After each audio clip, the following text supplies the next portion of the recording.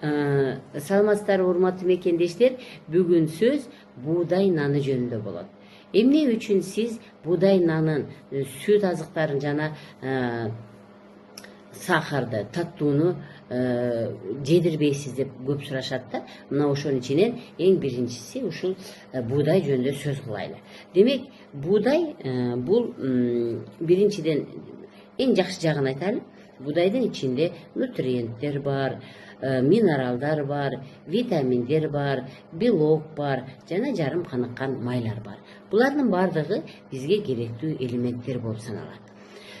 Анда эмнеге будайды сиз зыян деп атасыз деп сурадыңыз, биздин ата бабаларыбыз жеген буудай менен биздин жеген буудайдын өтө чоң айырмасы бар. Биздин ата бабаларыбыз унду бир эле жолу тегирменден бир эле жолу майдалап туруп жешкен.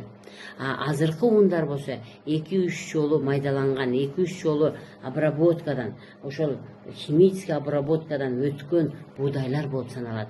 Демек, бизге эмнеси калат экен? Бир эле жолу тегирменден өткөргөн ундун бардыгы жогоруда айтылган ошо элементтер, белоктор баары ошолор калып калат экен. Ал эми 2-3 жолу өткөргөнүн себеби ошол ун кампаларда көбүрөөк сакталыш үчүн, көпкө чейин аябай көп нан кылганда абдан көп көтөрүлүш үчүн алардын ичиндеги бүт керектүү нерселерди алып салышат. Ошол витаминдерди, ошол нутриенттерди, ошол жарым каныккан майларды, клетчаткаларды, көп бөлүгүн минералдарды алып салганга аракет кылышат. Бир гана крахмал гана калтырышат. Буудайда бир гана крахмал эле калат экен, жана глютен деген белок эле калат экен. Демек, бизге керектүү нерсенин баарын алып салат экен. Эми мындан тышкары дагы эмне кылат экен? Мындан тышкары дагы бул жакка биз ошол унду аябай көп аппак ун болуш үчүн ага агартыш үчүн, унду агартыш үчүн дагы химикат кошушат экен. Мына ошол унду биз алат экенбиз дагы, алып келип туруп, ой бул аппак ун, бул сонун ун деп туруп, анан биз аны нан кыла баштайбыз. Биз нан кылганда дрожь кошобуз. Дрожь бул грибки. Мен дайым айтып келем, биздин организмибизде 5 микроорганизм жашаганга аракет кылат деп. Ошо 5 микроорганизмден эң коварный деп коет, эң каардуусу, эң эле өтө эле жаманы бул грибкилер. Дрожь булар грибки.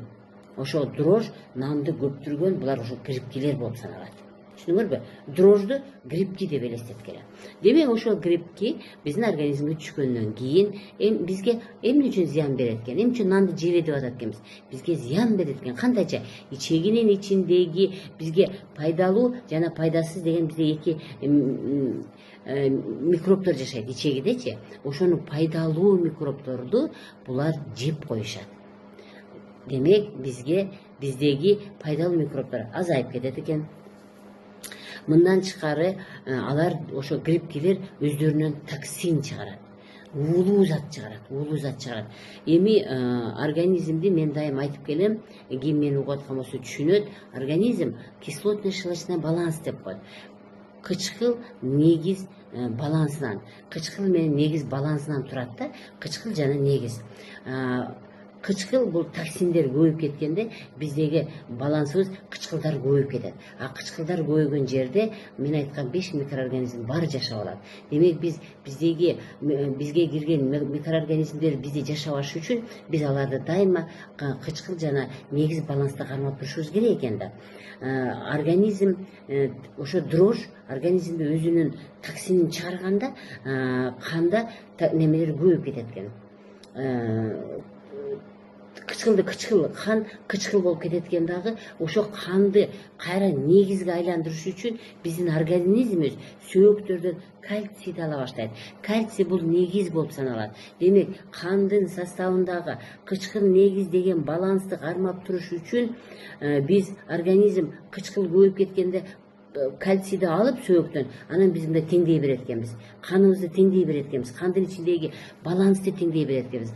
Бирок сөөктүн ичинен кальций азайып кетип атпайбы? Ал остеопороз деген ооруга алып келет. Көрдүңүздөрбү?